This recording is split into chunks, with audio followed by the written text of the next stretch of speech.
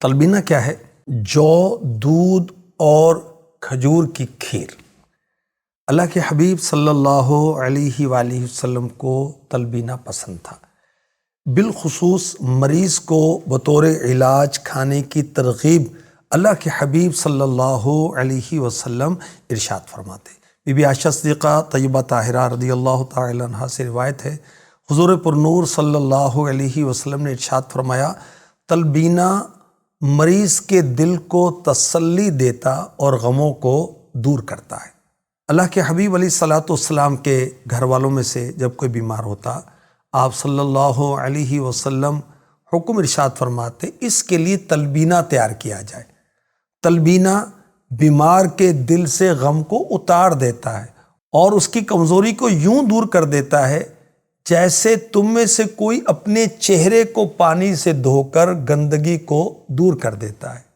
تلبینہ دل کے امراض، ذہنی امراض، معدے اور جگر کے امراض، کمر درد، حافظے کی کمزوری، وزن کی کمی کے علاوہ کئی امراض میں فائدہ مند ہے۔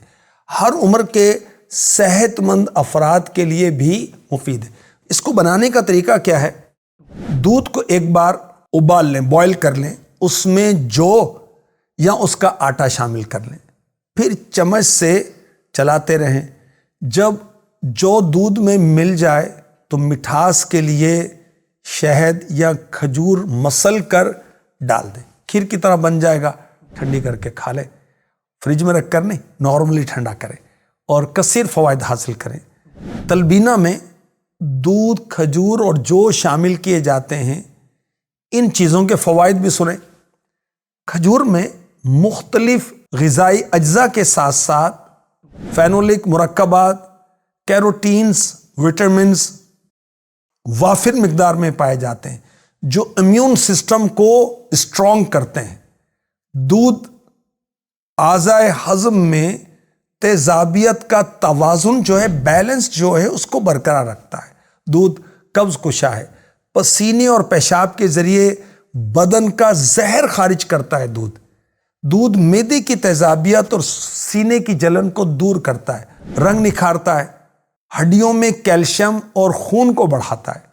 جو، سبحان اللہ، جو کے فوائد صحت کے لیے بے شمار ہے۔ ذیابیطس یعنی شوگر، ہائی کولیسٹرول اور موٹاپے کو کم کرنے میں مدد کرنے کی صلاحیت کے لیے جانا جاتا ہے۔